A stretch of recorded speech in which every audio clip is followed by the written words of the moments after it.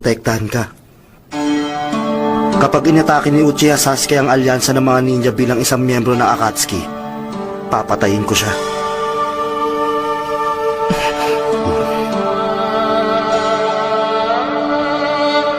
Sasuke, pareho lang tayong dalawa. Pareho tayong nabubuhay sa mundo ng kadiliman. Pero dapat may nakikita ka pa rin kahit konting liwanag sa dilim. Sa nakaraan mo at hanggang sa kasalukuyan. Matagal na panahon na sarado ang mga mata ko dahil sa kadiliman. Kaya ako nabubuhay sa mundo. Sa totoo lang, Naruto, walang pakialam sa'yo si Sasuke. Puro kasamaan lang kasi ang nasa isip niya. Naruto, naalala ko pa nung sinabi mo sa akin nung gusto mong maging isang Hokage. Isa na akong Kashikage nung panahon na yun.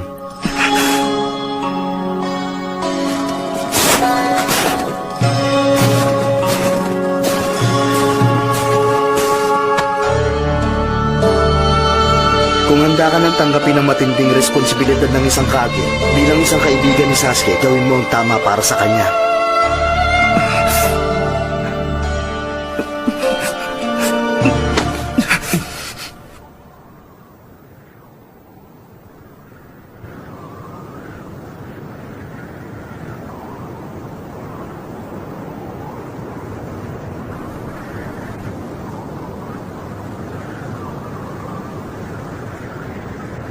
Nasabi na namin ngayon ang kailangan nyo malaman. Umalis na tayo rito, Gaara. Kailangan na namin bumalik ngayon sa bayan namin.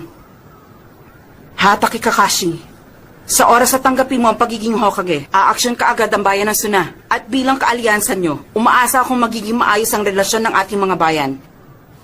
Makakaasa ka.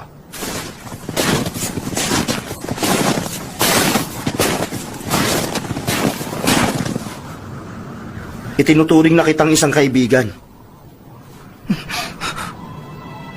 Dati, parang wala lang sa akin ang salitang kaibigan. Basta salita lang, walang kabuluhan. Pero pagkatapos kitang makilala, dun ko nalaman kung gaano kahalaga ang salitang kaibigan. Ano ba talaga ang kaibigan para sa isang nilalang? Ano ba ang kaya mong gawin para sa kaibigan mong si Sasuke? Pag-isipan mo yung mabuti.